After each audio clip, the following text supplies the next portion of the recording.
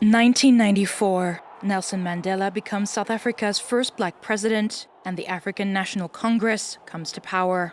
It's the beginning of hope for reconciliation between communities and a chance to address inequality. During the election, the ANC published a manifesto setting out its objectives for South Africa. Among the ambitions outlined, the party aimed for a democratic society based on equality, non-racialism and non-sexism, an economy which grows through providing jobs, housing and education, and a peaceful and secure environment in which people can live without fear.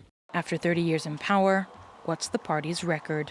According to a report published by the World Bank in 2022, South Africa has one of the highest and most persistent levels of inequality in the world. Policies such as affirmative action, black economic empowerment, affirmative procurement had a modicum of success. They also had a weakness, and that weakness was that the empowerment policies appeared to have benefited only a particular portion of society, a small coterie of people. Another divisive issue in South Africa is land redistribution. Under President Jacob Zuma, the government launched an agrarian reform aimed at redistributing a portion of arable land to black farmers and the descendants of those dispossessed of their land under the colonial and apartheid regimes.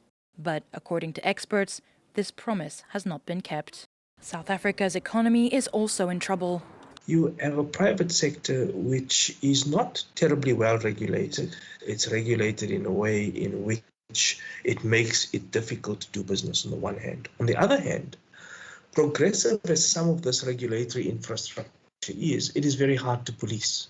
And because it is not being policed, people are taking the gap and using the opportunity to exploit the holes in the system. The unemployment rate in the Rainbow Nation is over 30%, the highest in the world. Another major problem is corruption. The ANC has been plagued by corruption scandals over the years. Jacob Zuma led South Africa from 2009 to 2018 and has been accused of overseeing a period of endemic corruption crystallized by the Gupta affair. For the first time since 1994, the ANC leadership is being challenged and may fall below 50%, forcing the party to form a coalition to stay in government.